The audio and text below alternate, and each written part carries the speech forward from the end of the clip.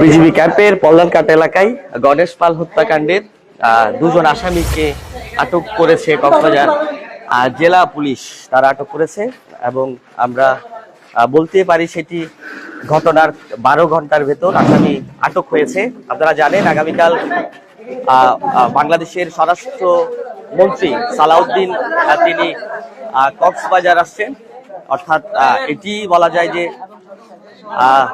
কক্সবাজার জেলা পুলিশের এটি সাফল্য বলতে হয়।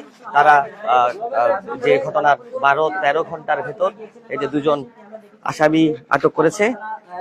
আমরা বলতে পারি গণেশ পাল হত্যাকাণ্ডে দুজন আসামি আটক হয়েছে, কক্সবাজার জেলা পুলিশ তাদেরকে আটক করেছে। সদর থানার আমরা যে সদর সার্কেল থেকে শুরু করে যারা এখানে সিনিয়র ঊর্ধ্বতন কর্মকর্তারা আছেন, ওসি মহোদয় থেকে শুরু করে যারা আছেন, তারা সদর সার্কেল তারা একটি অভিযানের ভিত্তিতে তাদেরকে আটক করে। তবে তাদের থেকে কিছু জব্দ করা হয়েছে কিনা আমরা একটু জানতে যদি পারতাম আর কি।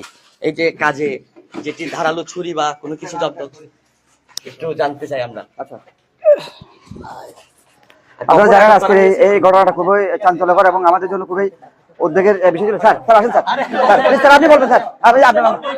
আমাদের খুব উদ্বেগের বিষয় ছিল।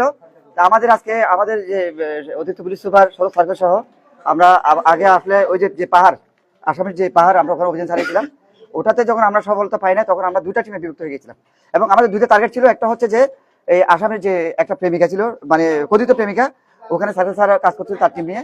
আর আরেকদিকে আমার টার্গেট ছিল যে তার একটা বোন আছে পিএমকারিতে, তার বোনটা আমরা হিট দিব।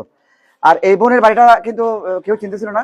আমরা সুকৌশলে আগে তার বোনের জামাইকে আমরা গ্রেপ্তার করলাম এবং অনেক সময় গেছে এখানে আমাদের টিম কাজ করেছে।